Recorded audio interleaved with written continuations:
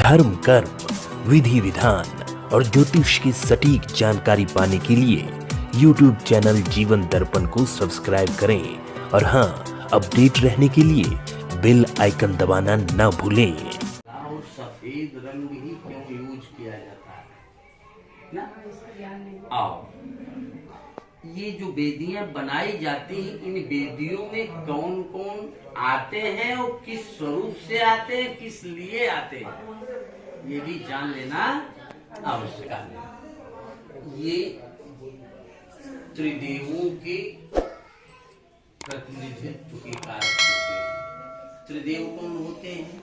जैसे ब्रह्मा, विष्णु और महेश, जिसको आम भाषा में कहते हैं सत, रज और तम। पहले ये जान लीजिए आप लोग की ये वेदी, बैठो बेटा, बैठ जाओ। ये जो वेदी बनी है, ये जो वेदी बनी, ये वेदी किसकी है? ये वेदी कुल देवी की है। आप लोगों की कुल देवी की वेदी, जिसको चौरा मैया कहते हैं। अगर भगवान की कथा की बात नहीं मैं कर रहा हूँ, समझ रहे हैं?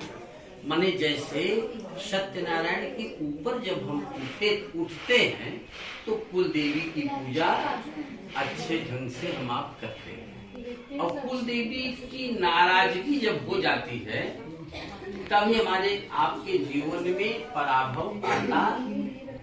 जैसे गांव की भाषा में लोग कहते हैं ना कि घर के देवता ललाई और बदमाशु पूजा। अगर कुल देवी खुश रहती हैं तो अच्छी बहू भी आती है और टिकाऊ पैसे भी आते हैं। ये कुल देवी का स्थान कहा जाता है। अब इसके बाद में पैसा तो जीवन में हर व्यक्ति कमाता है, कोई कम कमाता है, कोई ज्यादा कमाता है, लेकिन पैसे में टिकाऊपन होना चाहिए। जैसे पैसा जो होता है, जो लक्ष्मी जब आती है तो पैदल नहीं, यहाँ पर जो लक्ष्मी की पूजा की जाती है, चौकी पे बने हुए हैं, इसको सप्तगृत माता कहते हैं।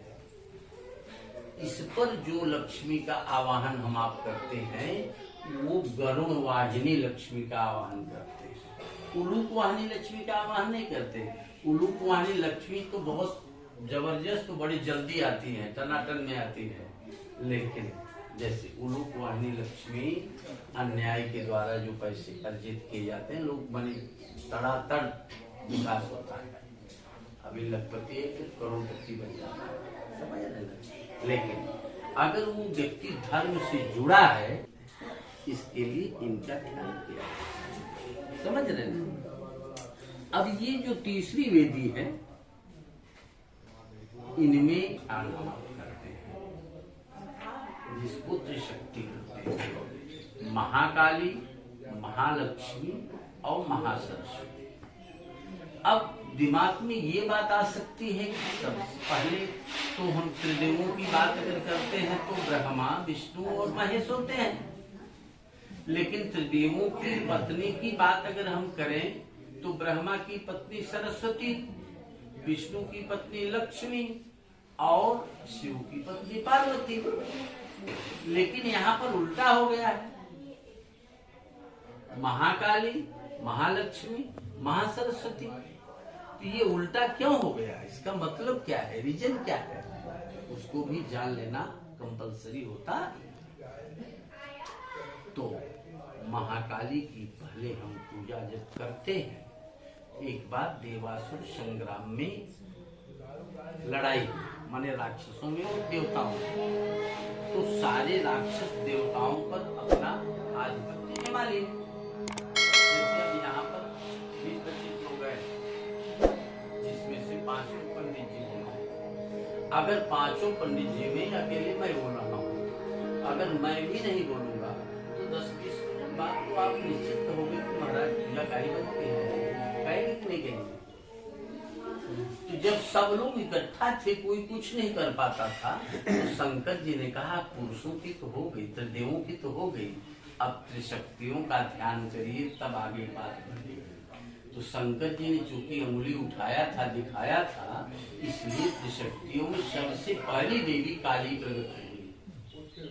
बोलिए काली मैया की जय। काली जी प्रकट हो गई और काली प्रकट हो गई तो कही कि आप लोग क्या चाहते। जैसे अब हम आपको बुलाएंगे कि ब्रजेश इधर आओ, तो ब्रजेश आएंगे। आने के बाद में कहीं गुरु जी क्यों बुलाया आपने, कहेंगे क्या चाहते हैं।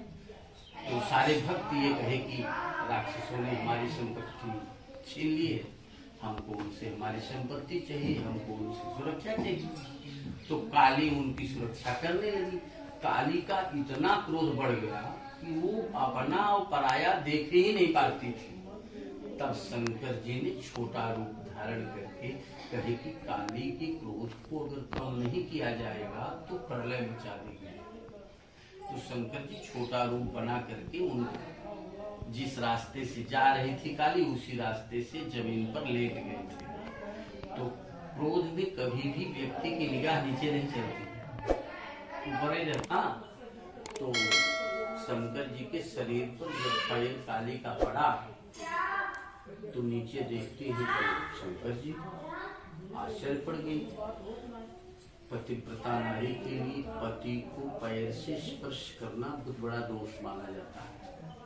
उसी दिन से काली ने ये संकल्प किया कि आज मैंने इस स्वरूप में जब तक मैं रहूंगी तब तक मैं अपना जीव अंदर नहीं हूँ। कभी कभी महिलाएं गलती कुछ करती है, चक चक करती है ना, मैंने समझ रहे कि नहीं।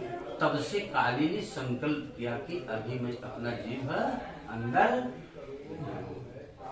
तो काली जी ने उस समय सभी भक्तों को वरदान दिया कि यदि त्रिशक्तियों में सबसे पहले काली का ध्यान अगर आप लोग करते हैं तो आपके ऊपर आने वाली सारी विपत्तियां हम ले लेंगी और आप सुखी हो जाओगे, जिससे लक्ष्मी की प्राप्ति होगी। और फिर पैसे की गर्मी सब नहीं बर्दाश्त कर पाता है। सूर्य की गर्मी के लिए तो पंखा चला लेंगे, नहीं तो एसी चला देंगे, लेकिन पैसा की गर्मी हो तो बहुत सनक आ जाती। तो पैसा की गर्मी जब आवे तो सरस्वती का होना जरूरी है। सरस्वती ज्ञान देती है कि सही रास्ता पकड़ो। ये महाकाली, महालक्ष्मी, महासरस्वती हुई। दूसरी प्रक्रिया वहाँ वेदी में वास्तु का स्वरूप है। वो वास्तु के स्वरूप को क्या किया जाता है, जैसे मकान बनाने से पहले आपने स्ट्रक्चर बनाया।